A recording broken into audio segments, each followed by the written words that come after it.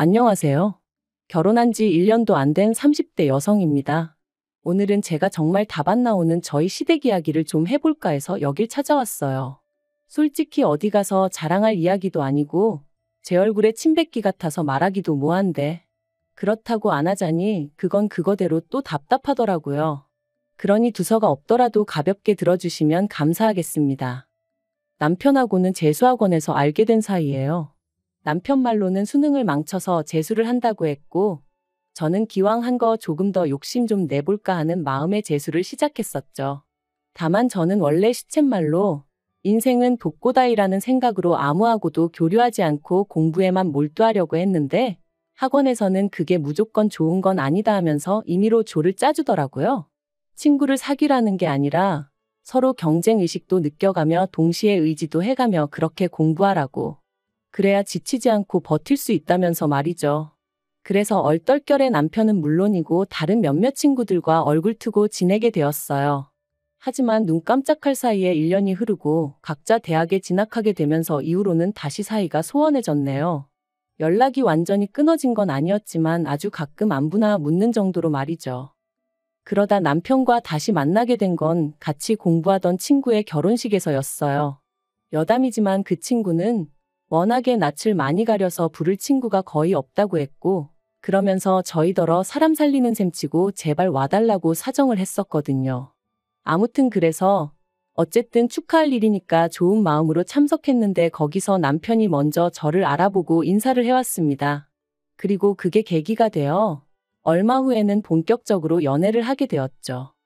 남편은 대학을 졸업하고 이후로 워킹홀리데이도 다녀왔지만 취업이 쉽지 않았다고 했어요. 그래서 결국 3년의 공부 끝에 9급 공무원에 합격했다고요. 반면에 저는 대학을 졸업하자마자 바로 대기업에 들어갔고 남편과 만났을 땐 대리였네요. 하지만 저희 둘이 만나는 데 있어 적어도 저에겐 이런 조건들이 크게 중요하진 않았습니다. 남편이 저를 많이 사랑해주고 아껴준다는 거 그게 가장 중요하다고 생각했거든요. 그리고 어느 상황에서든 제 선택을 존중하고 제 편이 되어줄 사람이란 확신도 있었으니까요. 그래서 결혼 이야기도 제가 먼저 꺼냈어요. 보아하니 남편은 저랑 결혼하고 싶은 건 확실해 보였는데 자기가 저에 비해 가진 게 없으니까 차마 말을 못하는 눈치였거든요. 그래서 제가 먼저 용기를 냈네요. 사실 남편하고 저하고 직업만 차이 나는 건 아니었어요.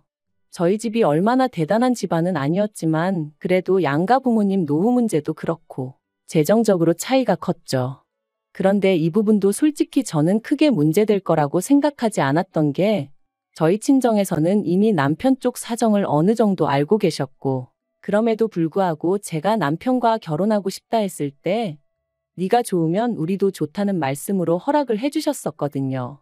그리고 그런 허락을 미리 받았기에 저도 조금은 홀가분한 마음으로 남편에게 결혼 이야기를 꺼낼 수 있었던 거고요.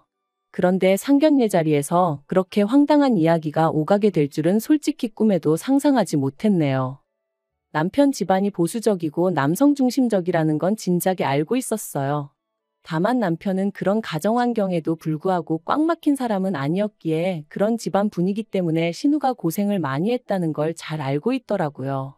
그리고 아닌 게 아니라 남편과 결혼 이야기가 오가면서 처음 시댁에 인사를 드리러 갔을 때 아버님 말씀 한마디 한마디에 잔뜩 긴장해 있는 신우와 그런 신우는 나 몰라라 하시고 오로지 아버님과 남편을 챙기시는 어머님을 보면서 남편 말이 무슨 이야기인지 확실히 알 수 있었어요.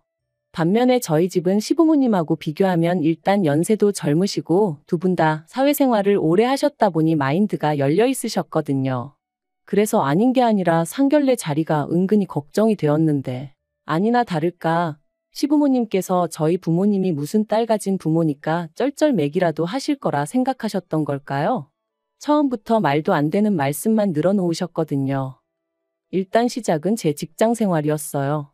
아버님께서는 당신은 며느리에게 기대하는 거 바라는 거 하나 없다. 그저 건강한 손자를 낳아서 걔 하나 잘 키워주면 그걸로 족하다 하시더니 그러니 애를 가지면 직장은 그만뒀으면 좋겠다 하셨습니다. 그리고 그런 이야기를 듣고 저희 친정부모님께서 가만히 계실 리 없었죠. 저희 친정아버지께서 바로 그렇게는 안 된다고 딱 자르셨거든요. 저를 가르키시며 저희 딸, 남부럽지 않게 가르칠 만큼 가르쳤고 부족함 없이 키웠는데 본인이 원한다면 모를까 그런 게 아니라면 회사를 관두고 애를 키워라? 그건 안 될 말이다. 그리고 대개 아드님 월급이 저희 딸 월급의 반도 안 되는 건 아시면서 하시는 소리냐? 돈이 없으면 애는 어떻게 키우냐? 솔직히 틀린 말이 하나 없었네요. 게다가 친정아버지께서 저희 남편더러 자네 생각도 그렇냐 물으셨는데 남편이 아주 손사래를 치면서 절대 아니라고 자기는 제가 계속 하고 싶은 일 하면서 살았으면 좋겠다고 그러는 거예요. 아이 문제도 저희 둘이 상의해서 알아서 결정할 거라면서요. 그러니까 아버님이 얼굴이 벌겋게 달아오르셔서는 남편을 노려보시더니 이내 더는 별말을 못하시고 일단 뭐 그런 건 그때 상황 봐서 다시 얘기하자며 꼬리를 내리시대요. 하지만 그게 다가 아니었습니다. 상견례 당시 남편은 보증금 5천만 원짜리 오피스텔에서 전세로 살고 있었고 저는 친정부모님과 같이 살고 있었거든요. 그리고 친정부모님은 하나뿐인 딸이 시작부터 고생하는 건 보고 싶지 않다 하시며 시부모님께 먼저 저희 신혼집을 당신들이 해주시겠다 하셨습니다. 시댁을 무시하는 의도는 결코 없었고 오히려 부담을 덜어드리고자 좋은 뜻으로 하신 말씀이셨어요. 명의도 남편과 저 공동명의로 해주시겠다 하셨고요. 그리고 이번만큼은 시부모님께서 저희 친정부모님의 제안을 무척이나 마음에 들어 하셨습니다. 겉으로는 그렇게 해주신다 하면 굳이 거절하진 않겠다 하시며 태연한 척 하셨지만 입이 말 그대로 귀에 걸려 있었거든요. 그런데 뒤이어 저희 친정어머니께서 대신 예단이나 예물 같은 쓸데없는 허례허식은 생략하자고 하자 시부모님의 안색이 싹 달라지대요. 특히나 어머님도 아닌 아버님께서 아무리 그래도 어떻게 예단을 생략하냐, 그건 경우가 아니라고 아주 강경하게 말씀하셨죠. 그리고는 덧붙이시길 그럴 것 같으면 집을 해오지 말랍니다. 남편이 살던 오피스텔에서 신혼살림을 시작하라고 그 대신 제가 해와야 하는 예단이나 혼수는 제대로 해오라면서 말해요. 솔직히 억지도 이런 억지가 어딨나 싶었어요. 친정에서 해준다는 30평대 아파트를 마다하고 고작 그 예단하고 혼수가 뭐라고 10평도 안 되는 오피스텔에서 신혼살림을 시작하라니. 남편도 옆에서 어이가 없었는지 시부모님더러 그게 무슨 말씀이시냐 했는데 시부모님께선 계속해서 고집을 부리셨습니다. 사람이 순리대로 살아야지 역행을 하려고 하면 안 된다는 말도 안 되는 말씀을 하시면서 말해요. 그런데 그때 저희 친정부모님께서 정뜻이 그러시다면 그렇게 하시라대요. 그리고는 그런데 이미 살고 있는 오피스텔이면 가정가구는 새로 필요한 게 거의 없지 않냐 하시니까 아버님께서 기다렸다는 듯이 대신에 시댁살림살이를 바꿔달라는 거예요. 냉장고랑 TV 같은 대형 가전들 말이죠. 듣는데 어찌나 황당하던지. 게다가 그게 끝이 아니었어요. 예단으로는 다른 건 필요 없고 현금으로 1,000만 원 가져오라고 하셨거든요. 정말이지 당시 저는 속으로 아무리 시부모님 되실 분들이라지만 저분들이 도대체 왜 저러시나 싶었다니까요. 남편도 얼굴이 새빨개져서는 집에서는 이런 얘기 없으셔놓고 왜 여기 와서 억지를 쓰시냐며 화를 냈고요. 그런데 이때도 저희 친정부모님은 흔쾌히 그렇게 하라셨습니다. 그 정도 조건이면 맞춰드리겠다면서 말이죠. 그러니까 시부모님도 더는 뭐 별 말씀 없으셨고 그렇게 상견례도 마무리가 되었습니다. 그리고 저희는 그렇게 부부의 연을 맺었어요. 시부모님이 바라시는 대로 남편 오피스텔에 신혼살림을 차렸고요.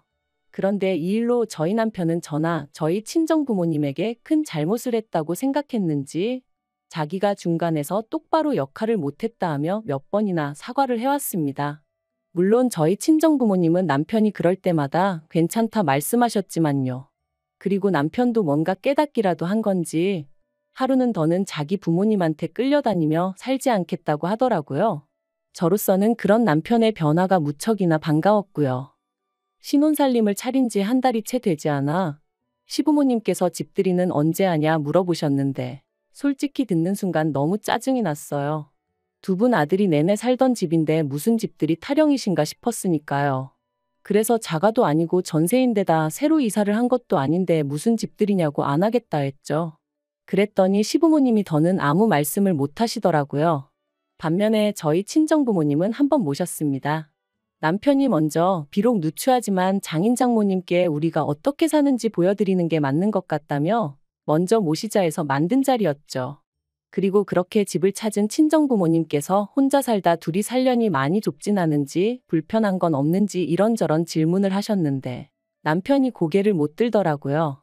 괜히 고생시키는 것 같아 미안하다, 죄송스럽다 하면서 말해요. 그런데 그때 친정부모님께서 남편에게 제안 하나를 하셨습니다. 그러지 말고 이 오피스텔 계약이 언제 끝나냐 하시면서 계약 끝나는 대로 상견례에서 이야기했던 것처럼 아파트를 해줄 테니 거기로 이사를 하는 게 어떻겠냐고요. 그리고 저는 남편의 눈빛이 반짝이는 걸 봤어요. 솔직히 상견례 때도 시부모님 때문에 아파트가 눈앞에서 날아가는 걸 보고는 엄청나게 속상해했었거든요. 남편은 저희 부모님의 제안을 받아들였고 전세 만기까지는 3달밖에 남지 않은 상황이었습니다. 남편은 신이 나서 이사 준비를 시작했고 하는 말이 전세 보증금 5천 돌려받으면 시댁에 해드린 혼수 비용은 돌려주겠다고 하더라고요. 그리고 남은 돈으로는 저희 부모님이 해주시는 아파트에 들어갈 혼수를 하자대요. 철이 없는 건지 사람이 긍정적인 건지 솔직히 시부모님의 반응을 생각하면 걱정도 되었지만 그와는 별개로 저희 친정부모님의 제안을 오해 없이 기쁘게 받아줘서 고마운 마음이 컸어요. 그리고 저희는 계획대로 아파트로 이사를 했습니다. 그런데 아파트 명의는 친정부모님이 원래 약속대로 공동명의로 해주겠다 하시는 걸 남편이 거절하여 제 단독명의로 했어요. 남편이 말하길 자기가 기여한 바도 없는데 욕심내지 않겠다면서 마음만 감사히 받겠다고 하더라고요. 게다가 남편은 돌려받은 전세 보증금 중 1,000만 원을 저희 친정부모님께 드렸습니다. 자기 부모님이 예단을 받으실 상황이 아니었는데 억지로 받아가신 거 잘 알고 있다며 진작에 돌려드렸어야 하는데 죄송하다고 꼭 받아달라 했죠. 시부모님께는 아들인 자기가 해드린 걸로 하면 된다면서 말해요. 그리고 그런 남편의 설명에 저희 친정부모님도 처음엔 괜찮다 하셨지만 결국 받으셨습니다. 물론 저에게 다시 주시면서 비상금으로 가지고 있으라 하셨지만요. 그렇게 이사하고 짐 정리하고 하다 보니 어느새 일주일 정도 지나 있었고 그간 이런저런 핑계를 대가며 어떻게든 어머님이 오피스텔에 오시는 걸 막았었는데 언제까지 숨긴다고 숨겨질 일도 아니었기에 어떻게 말씀을 드려야 하나 걱정이 이만저만이 아니었어요. 그런데 방법을 찾기도 전에 결국 어머님이 연락도 없이 저희 오피스텔에 찾아가셨던 모양이 돼요. 어떻게 말도 없이 이사를 갈 수가 있냐며 시댁이 완전히 뒤집어졌습니다. 시부모님께서 저희 친정부모님이 당신들을 얼마나 우습게 봤으면 이딴 짓을 할 수가 있냐며 크게 화를 내셨고 남편에게는 우리가 이런 꼴 보려고 너 대학 보내고 그런 줄 아냐 하시더니 난데없이 오피스텔 보증금을 내놓으라셨어요. 남편 돈이었지만 괘씸해서 당신들이 가져가야겠다는 억지를 쓰시면서 말해요. 그런데 남편도 보통은 아니었습니다. 남편이 남은 돈 없다며 딱 잘났거든요. 장인 장모님이 집 사주셨으니까 혼수는 자기가 하는 게 맞지 않냐며 그래서 그 보증금으로 혼수했다 했거든요. 그러니까 말 그대로 어머님이 거의 졸도를 하셨죠. 시부모님은 제가 있는데도 불구하고 남편더러 저희 집안이 아주 못 배워먹은 경우 없는 집구석이다 하시며 이혼하라 소리까지 서슴지 않으셨습니다. 그리고 남편은 남편대로 이사한 아파트가 얼마나 좋은 줄 아냐며 장인 장모님이 잘해주시는 게 도대체 뭐가 문제냐며 시부모님께 따지고 들대요. 자기가 그래도 처복이 있어서 이런 것도 누리고 살게 되었는데 어머니 아버지는 도대체 뭐가 마음에 안 드시는 거냐면서 그러자 시부모님이 그런 것도 다 순서가 있는 법이라며 저희 친정부모님이 시부모님한테 저희한테 집을 사줘도 될지 그런 걸 허락을 받고 일을 진행하셨어야 된다는 거예요. 그러면서 아들 가진 부모랑 딸 가진 부모랑은 입장이 다른 거라며 그런데 저희 집은 그런 걸 몰라도 너무 모른다고 그리고 여자가 뭘 모르면 남자가 나서서 딱딱 정리를 해줘야 하는데 보아하니 저희 집은 저희 어머니가 너무 목소리가 크다고 그러니 이런 꼴이 나는 거라나요? 그리고 거기까지 듣고 있으니 도저히 가만히 있을 수가 없었습니다. 그래서 제가 아버님더러 지금 시대가 어떤 시대인데 말씀을 그렇게 하시냐고 따졌어요. 그리고 배운 걸로 따져도 저희 친정어머니가 아버님보다 더 배우셨고 사회적 입지로 봐도 훨씬 더 높으신 거 모르시냐? 아버님 이러시는 거 혹시 자격지심 아니냐고 쏘아붙였죠. 그런데 그걸로도 분이 안 풀려서 남편한테 당신도 아버님 말씀이 옳다 생각하면 나 따라오지 말고 그냥 이 집에 있으라고 했어요. 혼수하는데 든 돈은 내가 계좌이체로 지금 당장 보내주겠다면서요. 그랬더니 남편이 말 그대로 넌더리를 치며 무슨 소리냐고 자기는 저랑 가겠답니다. 그리고는 시부모님한테 이러실 거면 당분간 연락하지 마시라대요? 자기 이혼당하기 싫다면서 말이죠. 그러니까 어머님이 아버님한테 우리 아들 뺏겼다며 어떡하냐 하소연하시고 아버님은 아버님대로 저랑 남편 가만 안 두겠다고 욕을 퍼부으시고 정말이지 난리도 그런 난리가 없었답니다. 그리고 그날 이후로 지금까지 시부모님하고는 왕래가 없어요. 시부모님이 일방적으로 연락을 해오시긴 하시지만 여전히 그 억지스러운 태도를 고수하고 계신 탓에 대화가 통하지 않는 상황이죠. 다만 그 집에 남아있는 남편의 여동생, 그러니까 신우말로는 아버님 어머님의 다툼이 잦아지셨답니다. 어머님이 아버님더러 적당히 좀 하지 그랬냐며 능력도 안 되면서 무조건 윽박지르기만 한다고 애들이 콧방귀나 끼겠냐. 그러면 아버님은 그런 어머님한테 너가 뭘 안다고 나서냐. 네가 이러니까 아들이고 며느리고 저 모양이다. 솔직히 어머님이 아버님한테 걸핏하면 무시당하고 그러는 걸 저도 알다 보니 어떻게든 어머님만이라도 모시고 나왔으면 좋겠다는 생각도 아닌 게 아니라 몇 번이나 했었어요.